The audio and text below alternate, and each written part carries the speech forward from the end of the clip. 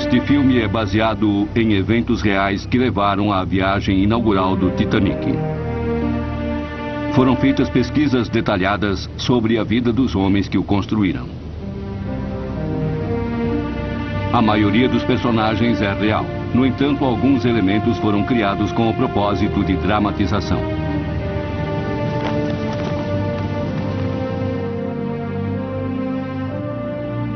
As águas estão paradas. O estaleiro quase silencioso.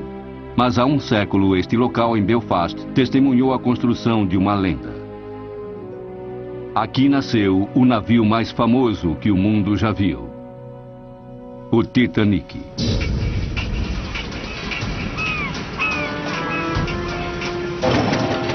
Ele deveria ser colossal, magnífico, construído à altura da visão dos homens que o criaram.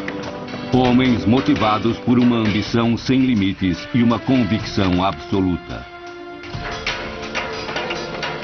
A verdadeira e esquecida história do Titanic é a dos trabalhadores que fizeram o navio mais luxuoso do mundo com as próprias mãos. É uma história de violência e drama político, de desespero, tragédia e vergonha. O Titanic, após 5 anos de construção, afundou em menos de 3 horas. 1.500 pessoas morreram. Entre elas, alguns dos homens que ajudaram a dar vida ao navio. Esta é a história desconhecida desses homens e de seu navio. Titanic, a lenda.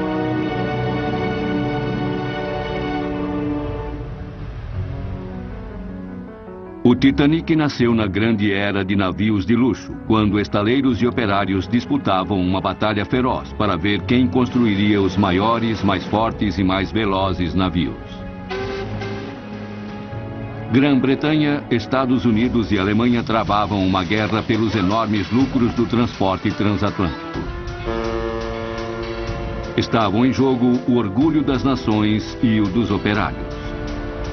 Nessa grande era, cada novo navio levava um grupo de segurança, especialistas selecionados para resolver problemas na primeira viagem. O Titanic não era diferente. Quase 15.000 homens trabalhavam no estaleiro Harland & Wolff em Belfast. Ferreiros, carpinteiros, encanadores, eletricistas e projetistas. Eles eram os melhores, os mais capazes, selecionados por todas as ilhas britânicas. Tão bons quanto os melhores do mundo.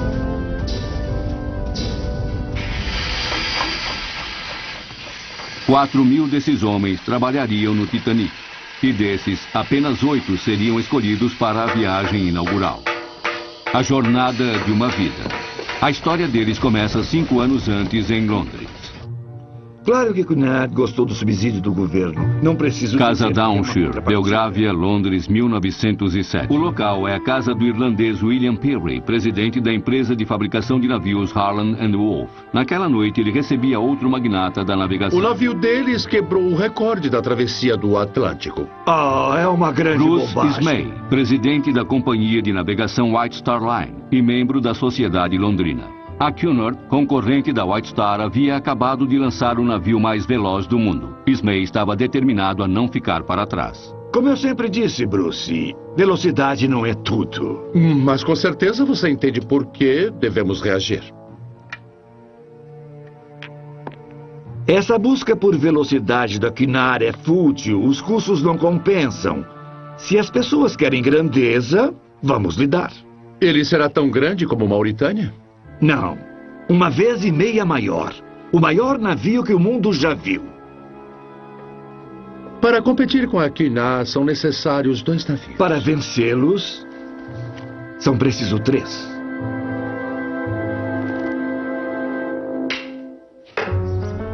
Belfast, 1907.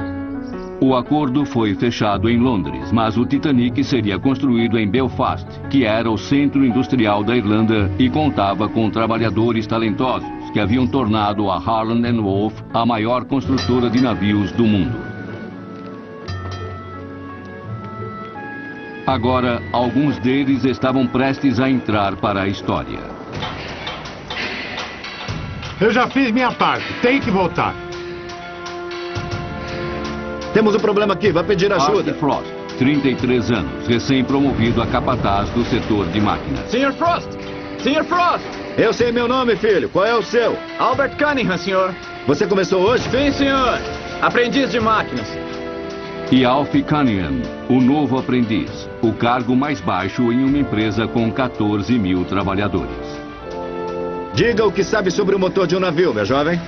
Nada, senhor. Mas... Então é bom você aprender logo, meu filho. Ou cai fora em um ano.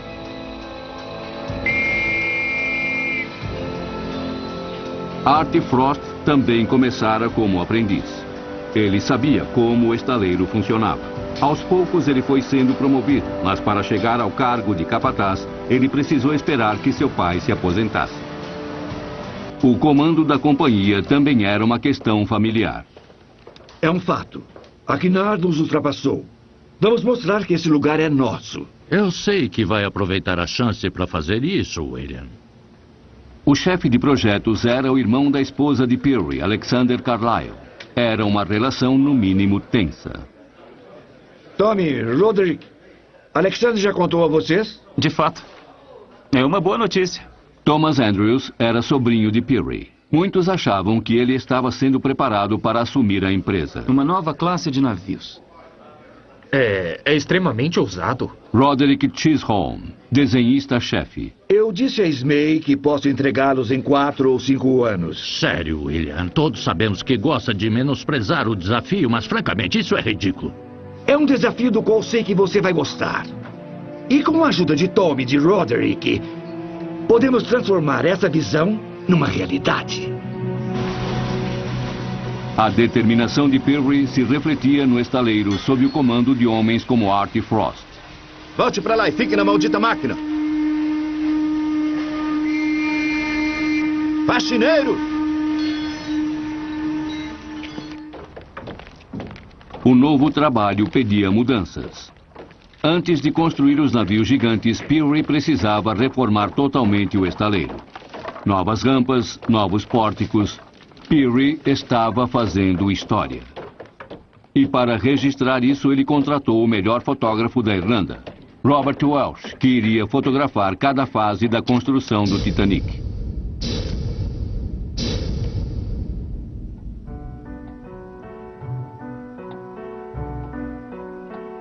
O Titanic começou com um acordo de cavalheiros. Um ano depois, ainda não havia nada por escrito.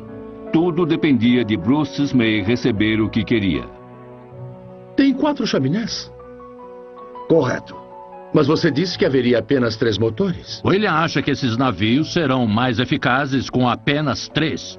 E sabemos que quanto mais chaminés o navio tiver, mais o público terá vontade de viajar nele.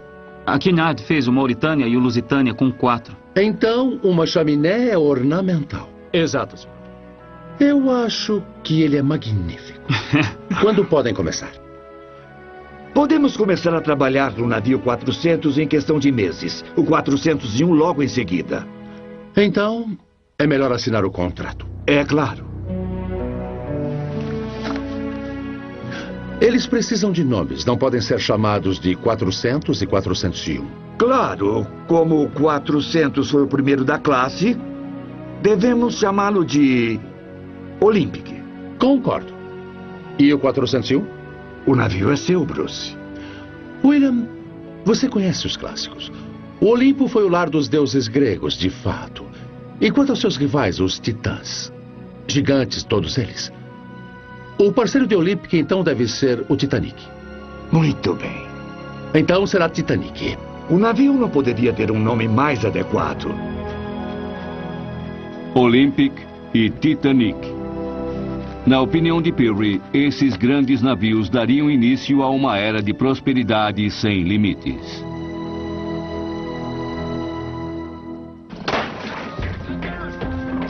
Antes que Lord Peary pudesse construir o futuro, era preciso destruir o passado. 3 rampas foram removidas para abrir espaço para o Olympic e para o Titanic.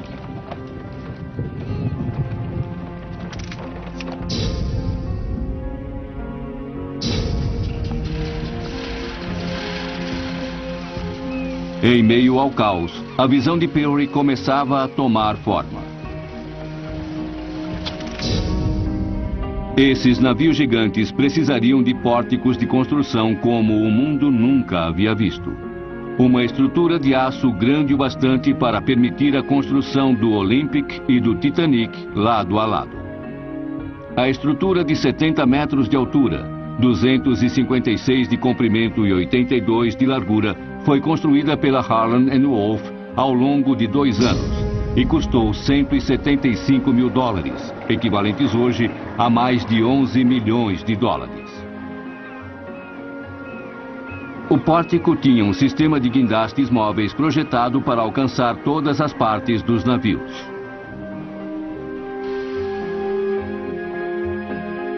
O Olympic e o Titanic confirmariam a posição da Harland & Wolff como a maior construtora naval do mundo.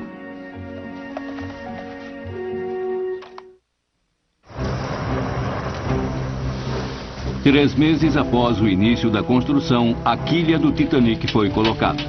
Uma gigantesca espinha de aço para suportar seus 270 metros de comprimento. A placa da quilha tinha a altura de um homem e era facilmente alcançada pelas máquinas de rebites suspensas no pórtico. Os blocos de madeira abaixo tinham o ângulo correto, prontos para o futuro lançamento. Enquanto isso, as estruturas de aço que formariam as balizas do Titanic estavam sendo preparadas. Na sala de moldagem, um local do tamanho de um campo de futebol, seções inteiras do navio eram riscadas a giz e o trabalho metalúrgico para dar forma às peças estava em andamento. Uma a uma, as 300 balizas do casco foram colocadas no lugar. As ambições políticas de Lord Peary também cresciam. Como um rico protestante, Peary sempre fora unionista. Mas da noite para o dia, ele se voltou para o nacionalismo. Peary estava brincando com fogo. Muitos de seus funcionários tinham jurado lutar contra isso a qualquer custo. A maior oposição vinha da Ordem Laranja. Enquanto o Titanic tomava forma, o conflito crescia no estaleiro. Março de 1910. Vamos, levantem mais! Cuidado! Levara um ano, mas o esqueleto do Titanic estava pronto. Agora era a hora da parte externa. 2.000 placas de aço de 10 metros de comprimento por 2 de largura. Cada uma com 3 centímetros de espessura e pesando 3 toneladas. As placas eram fixadas com rebites. Mas as linhas curvas do casco eram complexas demais para as máquinas e requeriam trabalho manual. Uma combinação de força bruta e precisão. 3 milhões de rebites, como pontos metálicos incandescentes, iriam manter o navio inteiro. Somente os rebites pesavam mais de 1.360 toneladas métricas. Enquanto o Titanic crescia, o trabalho de fixação dos suportes de madeira continuava, difícil e perigoso. Enquanto o descontentamento político crescia no estaleiro, o comando via os primeiros sinais de discórdia quanto ao projeto do navio. O que acontece se houver uma colisão? Francis Carruthers, representante da Câmara de Comércio, encarregado de garantir os padrões de segurança. A área danificada ficará totalmente isolada do resto do navio, hermeticamente fechada. Em tese, ele permanecerá imerso independente do dano. O navio é, de certa forma, o seu próprio bote salva-vidas. No entanto, vejo que pediu 16 botes salva-vidas. 16? Eu pedi um número muito maior que 16. 16 é o número mínimo exigido por lei. O Lord Peary sabe disso. O fornecimento de botes, todo o projeto, é responsabilidade minha. Para Carlyle, após 40 anos na Harland & Wolff, esse foi o limite. A lei diz claramente que 16 botes salva-vidas são suficientes para navios a partir de 10 mil toneladas. Concordo, William, mas esse navio tem 5 vezes esse tamanho. Como podemos colocar mais de 3 mil pessoas em 16 botes salva-vidas? Esses navios foram projetados por você para não afundarem. Mas entenda, William, qualquer projeto humano é falível. Claro que a primeira regra de segurança é pensar no impensável. E levará nossos passageiros a fazerem o mesmo. O quê? Já imaginou o que eles vão pensar se o convés superior ficar repleto de botes salva-vidas? Tem medo que os passageiros se assustem com os botes salva-vidas? Nos números que recomenda, sim. Nossa intenção é oferecer aos passageiros a melhor experiência de suas vidas. E não assustá-los de modo a que nunca mais queiram viajar em um navio da White Star. Então, essa é uma de suas decisões econômicas. Esses navios precisam lucrar na navegação, Alexander. E eu lucrar na construção. E sem dúvida, uns poucos botes salva-vidas a menos serão um pequeno, mas bem-vindo acréscimo à sua margem de lucro. Você sabe que isso é bobagem. Alexander! Foi o fim da participação de Carlyle na empresa. O Titanic foi o último navio que ele projetou. O Titanic precisava de um novo projetista-chefe. Para Lord Pirrie, só havia uma possibilidade: seu sobrinho, Thomas Andrews. Em maio daquele ano, o cometa Halley era visível no céu à noite em toda a Europa. Segundo alguns, foi quando Andrews levou a esposa Helen, grávida do primeiro filho, para exibir seu novo posto. O Titanic já estava gerando mitos, mas de todos os sinais, ao menos este viria a ser verdadeiro. O navio é meu agora, Helen. O Titanic e Thomas Andrews seriam inseparáveis até o final.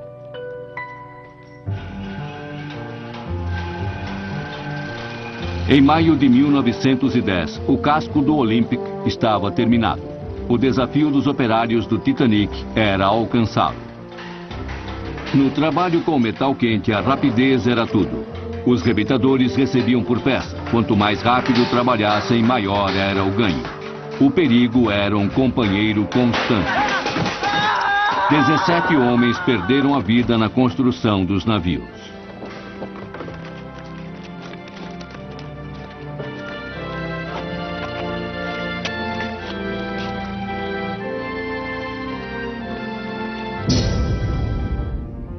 A empresa estava em um período de grande expansão. Mais de 3 mil operários foram contratados, elevando a folha de pagamento para o valor recorde de $45 mil. É o equivalente hoje em dia a $3 milhões por semana. O segredo da organização era a eficiência. Pirrie montou o estaleiro baseado em suas experiências com produção em massa nos Estados Unidos. A eletricidade era gerada no próprio local e pela primeira vez foi utilizado o sistema de trabalho em 3 turnos 24 horas por dia. Os trabalhos no Titanic e no Olympic prosseguiam dia e noite. Mesmo durante a montagem dos cascos, o trabalho na parte interna e no maquinário que daria potência aos navios continuava.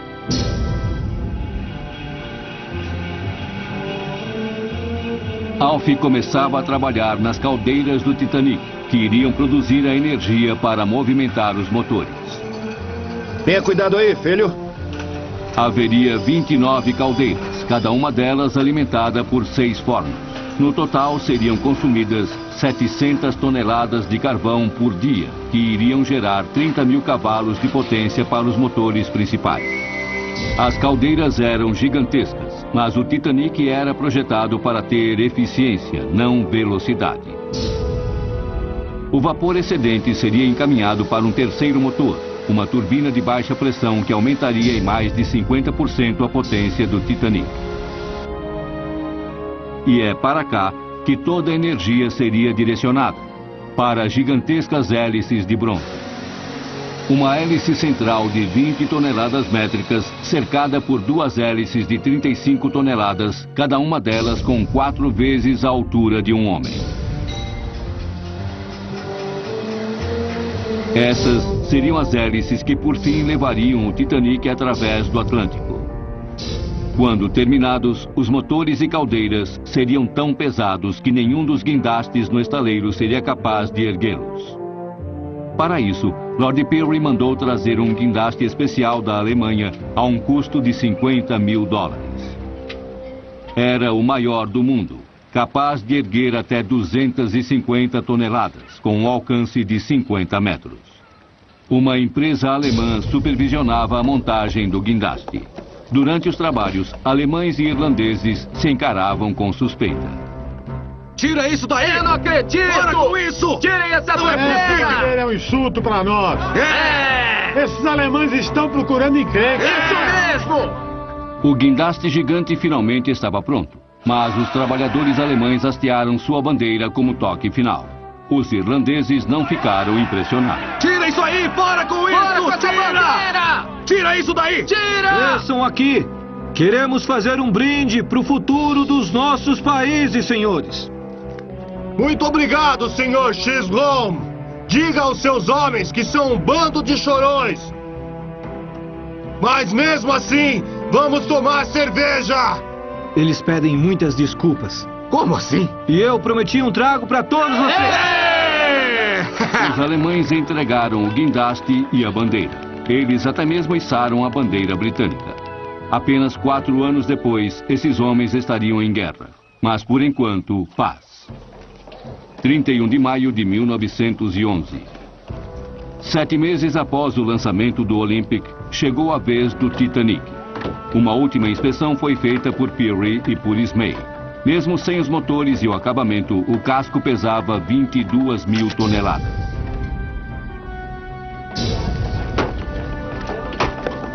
As escoras de madeira foram retiradas e todo o peso do navio descansou sobre os trilhos. Na plataforma de lançamento estava o capitão Edward J. Smith, que iria comandar tanto o Olympic quanto o Titanic. A 10 minutos do lançamento, uma bandeira vermelha foi içada para afastar qualquer outra embarcação das proximidades. O Titanic estava apoiado nos trilhos da rampa, totalmente recoberto com 20 toneladas de sabão líquido e óleo de trem.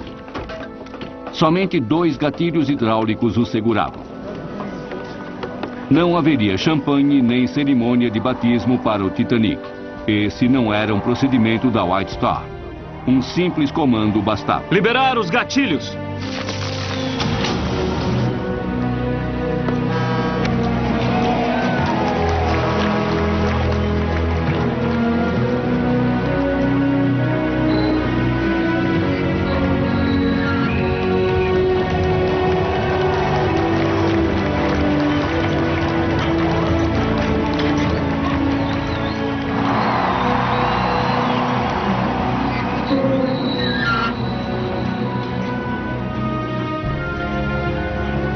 Ao entrar na água, o navio já se deslocava a 22 km por hora.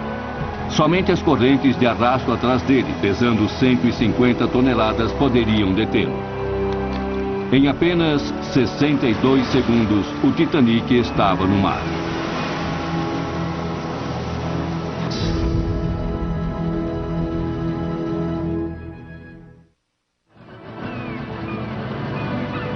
O Titanic ainda era um casco vazio, esperando que carpinteiros, engenheiros e pintores o transformassem no orgulho da White Star.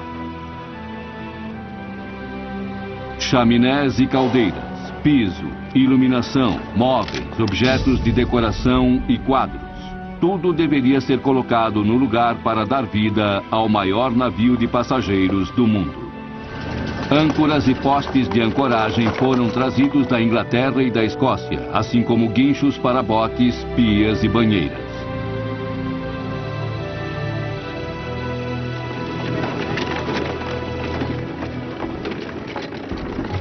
Mas era a própria fundição do estaleiro que produzia as maiores peças e equipamentos para os motores e turbinas que seriam colocados no interior do navio. Artistas contratados, alguns trazidos da Itália, iriam produzir todos os finos detalhes e painéis trabalhados para a decoração interior do navio. Naquele ano, também seria escolhido o grupo de segurança do navio. os 8 funcionários que ganhariam um lugar na viagem inaugural. Muitos sequer haviam saído de Belfast. Os Estados Unidos eram algo inimaginável. Eu vou lhe dizer uma coisa, Liam Flaherty. Acho que você vai ser um excelente profissional. Devia dizer isso ao meu pai. Seu pai é surdo. Mas vou falar com outras pessoas.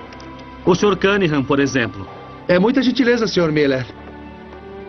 O Sr. Andrews pediu a ele que recomendasse 2 pessoas para irem na viagem inaugural do Titanic. Quer dizer que acha que ele recomendaria você e eu? Por enquanto, ele só está pensando no assunto. Os trabalhos do Titanic seguiam dentro do prazo, mas a tensão crescia no estaleiro. A Irlanda estava a caminho de uma crise política. As pessoas estão nervosas na cidade.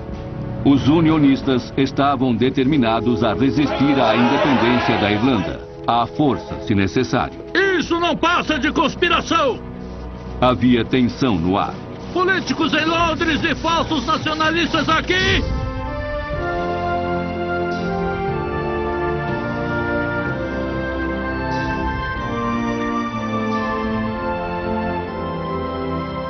Somente no Titanic, o mundo real parecia distante. A visão de Peary estava ganhando vida. Para os construtores, o Titanic tinha se tornado o navio de seus sonhos. Olha só isso, Alfie. O Titanic é magnífico. Nós realmente fizemos isso? Você, eu e mais 1 ou 2. Ele não se construiu sozinho, com certeza. Mas não é demais? Sólido. Parece que sempre esteve aqui. E sempre estará. Mas então, o desastre. O Olympic ficou seriamente danificado em uma colisão com o cruzador naval HMS Rock.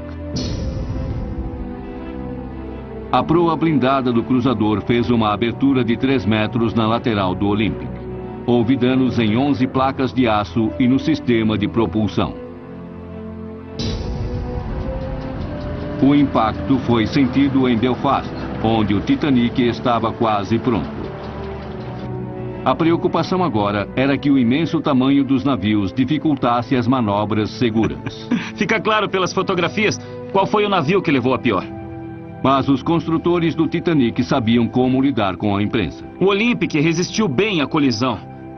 Imagine o que teria acontecido a qualquer outro navio que tivesse sofrido tamanho estrago. Digamos o Mauritânia. A água estaria entrando e os tripulantes estariam correndo freneticamente, tentando fechar todas as portas entre os diversos compartimentos. Mas nós, na Harland & Wolff, criamos as portas estanques automáticas. O simples acionamento de um interruptor isola todo o navio e o põe em segurança. Muito se falava das portas estanques, um projeto que a Harland & Wolff havia copiado de um concorrente alemão. Mas o que não se podia negar era que elas tinham funcionado.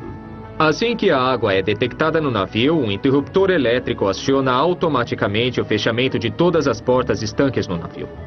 Sr. Frost, é melhor vir para este lado, Sr. Greaves, ou ficará muito molhado. Aqui estamos, seguros e secos. Vejam.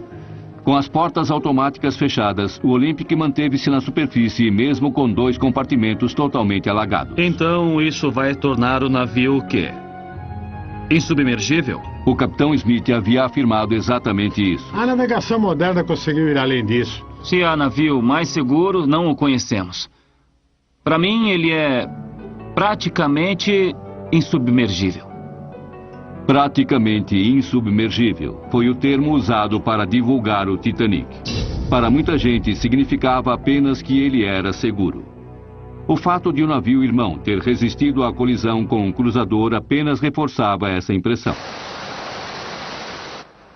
Mas com isso, o prazo de conclusão do Titanic foi comprometido. Ele cedeu seu lugar na doca seca para a realização de reparos no Olympic. O Titanic também cedeu a haste da hélice de popa para substituir a peça danificada no navio irmão. Com relutância, Lord Peary adiou a data da viagem inaugural do Titanic para abril de 1912.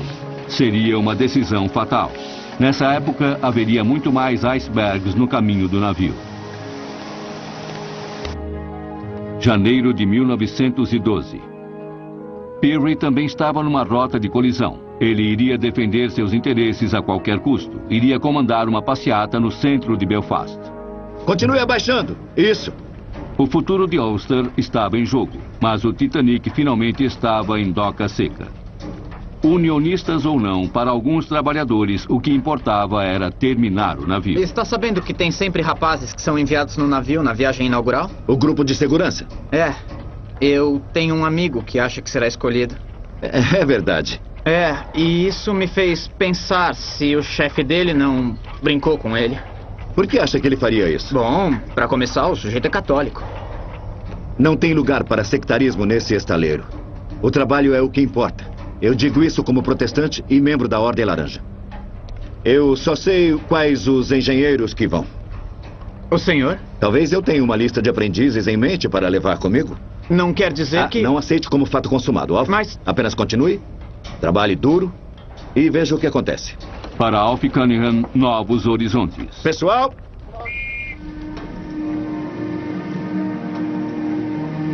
Faltavam poucas semanas para a viagem inaugural do Titanic. Todos pensavam no grupo de segurança. Está mentindo. Não estou. Talvez nós dois viajemos para Nova York. Ou talvez ele esteja enganando só você. O Sr. Frost sabe que sou bom no meu trabalho. O que é isso? Estão revistando, não estão? As revistas eram rotineiras, mas os lealistas estavam dispostos a lutar com o que tivessem em mãos. Rebites haviam ajudado a montar o Titanic. Também serviam como munição letal. Enquanto Peary se preparava para a passeata nacionalista, o clima em Belfast era tenso. 10.000 soldados foram convocados. Pela primeira vez, Peary se viu diante da fúria dos unionistas. Fora daqui! Vamos embora! Fora daqui agora! Fora! E rebites não eram as únicas armas. Havia revólveres também. Fora! Fora daqui! Fora daqui! Saiam! Vão embora! Fora! Fora! Saiam daqui! Peary teve sorte de escapar com vida. Ele nunca havia levado a pior em um confronto, mas aquele dia mudou tudo. Lord Peary fugiu da Irlanda humilhado. Fora! Fora daqui, seu traidor! Sai daqui! Fora daqui! Fora! Sai! Seu traidor! Fora daqui! O homem que havia concebido o Titanic nunca mais iria vê-lo. Casa Downshire, Londres, março de 1912. O Titanic havia sido concebido no bairro de Belgravia, em Londres. Foi lá que Peary se refugiou. Tio William. Thomas, obrigado por vir. É o melhor até tudo se acalmar em Belfast. Então poderá voltar. Não haverá volta, filho. Cansei de Belfast. Não vai dizer que não fará mais navios. Há mais coisas na vida que fazer navios, Tommy. Quero que faça uma coisa. A viagem inaugural do Titanic. Eu deveria ir nela. Só que não posso. Por quê? A minha saúde. Um pequeno tumor. Quero que assuma meu lugar no Titanic. Havia uma doença diferente em Belfast. Políticos estavam sendo motivados por raiva e temor.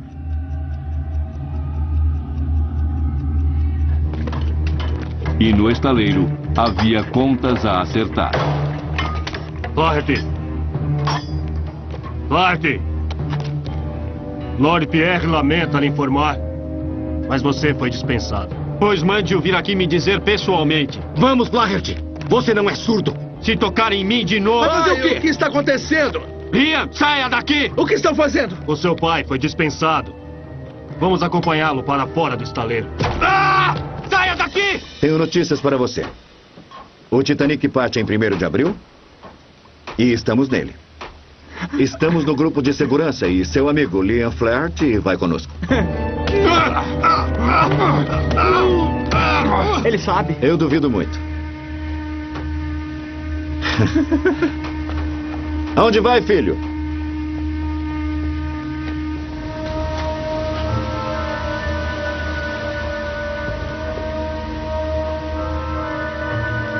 Levantem os pés dele.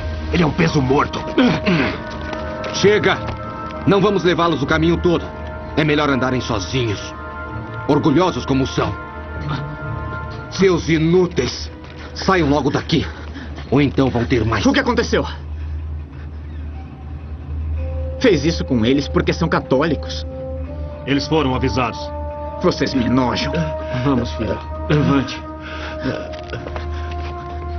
Não podem ir embora assim. Foi o que eu pensei. Liam, não pode. Você foi escolhido para o grupo de segurança. É certo. Estamos juntos no Titanic. Diga que vão precisar levar outra pessoa. Em meio à discórdia, muitas amizades chegavam ao fim.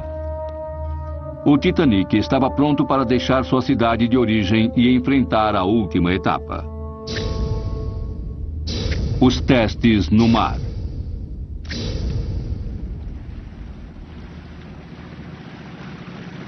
Liberar rebocadores. 5 anos de trabalho por um momento único. Ligar motores. Vamos partir, rapazes.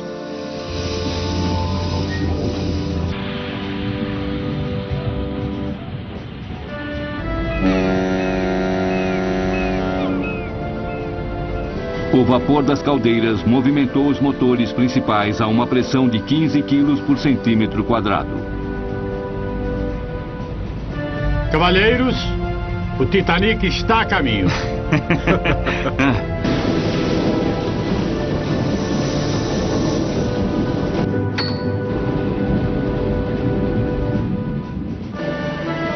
E com a turbina movimentando a hélice central, o navio atingiu velocidade de cruzeiro. Houve mudanças de última hora. Mais cabines de primeira classe e áreas privativas. Isso tornou o navio quase 1.000 toneladas mais pesado que seu navio irmão. Com 42.000 toneladas métricas, o Titanic era agora o maior navio do mundo. Os testes no mar não eram apenas uma formalidade. Virar para estibordo! Francis Carruthers, da Câmara de Comércio, estava na ponte. Em 3 anos de construção, ele inspecionou o Titanic quase 2.000 vezes. Não espero que ele vire rapidamente, Capitão Smith, mas dentro dos limites razoáveis. Cabia a ele assinar o certificado de segurança. Naquele dia de abril, no mar da Irlanda, o Titanic foi submetido ao teste crucial. Na velocidade máxima de 40 km por hora, em quanto tempo ele poderia parar? Reversão total na proa. Reversão total na proa. Reversão total! Rápido com isso, rapazes!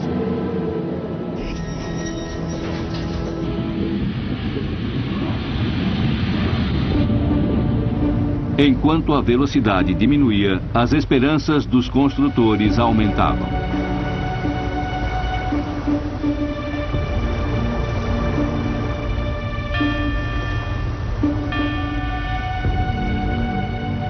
Então, Sr. Carruthers?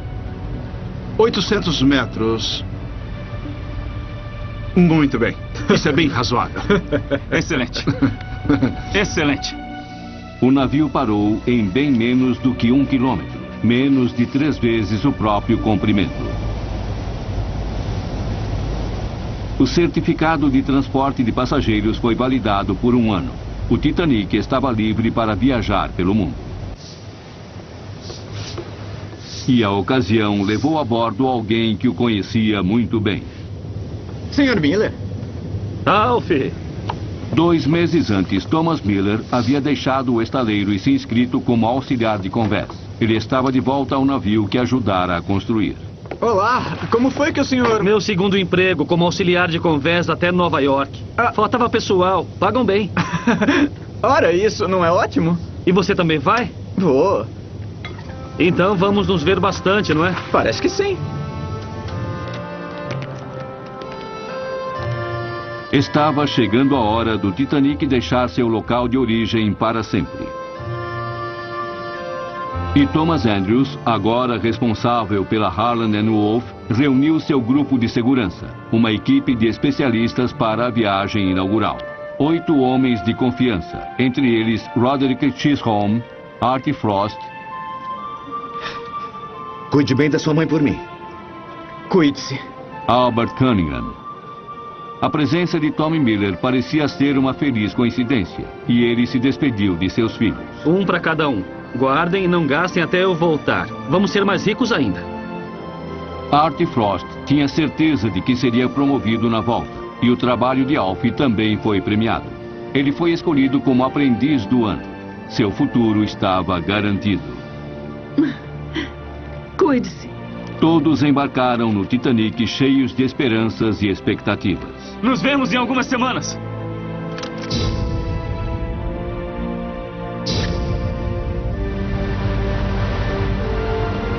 Doze dias depois, na noite de 14 de abril de 1912, Titanic, o maior navio do mundo, chocou-se com um iceberg feito pela natureza com 6 vezes o seu tamanho. O navio levava 2.200 passageiros e tripulantes, mas botes salva-vidas para apenas metade deles.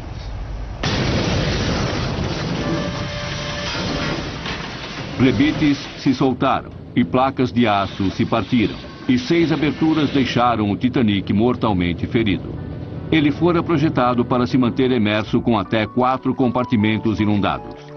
Com o impacto do iceberg, 6 deles foram danificados. Após 5 anos de construção, o Titanic afundou em 2 horas e 40 minutos.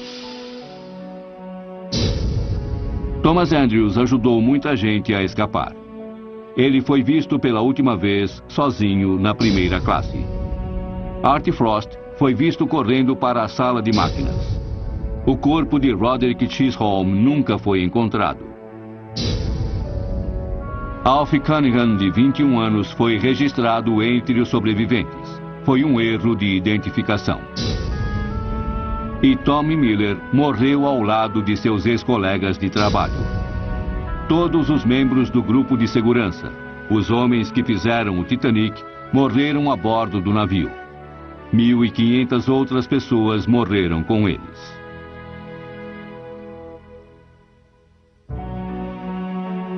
Bruce Ismay, o proprietário do Titanic, conseguiu um lugar em um bote salva-vidas. E a tragédia pôs fim à sua carreira. O inquérito isentou de culpa os construtores, mas a saúde de Lord Peary estava debilitada. Ele morreu praticamente falido. Em Belfast, os homens que construíram e navegaram no Titanic têm seus nomes lembrados. Seus familiares ainda guardam suas lembranças. De Thomas Andrews, um telescópio. De Roderick Chisholm, um livro apresentado no lançamento do Titanic. De Artie Frost, seu apito e sua régua. E de Tommy Miller, as 2 moedas que deu aos filhos. Não gastem até eu voltar. Vamos ser mais ricos ainda.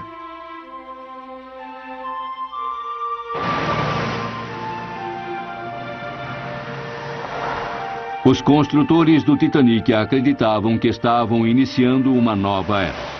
Infelizmente, eles tinham razão. Em 2 anos, o mundo entraria em guerra. E os sonhos utópicos da era industrial haviam acabado. Mas os sonhos dos homens que deram vida ao Titanic nunca morreriam. Eles se tornaram parte de sua lenda.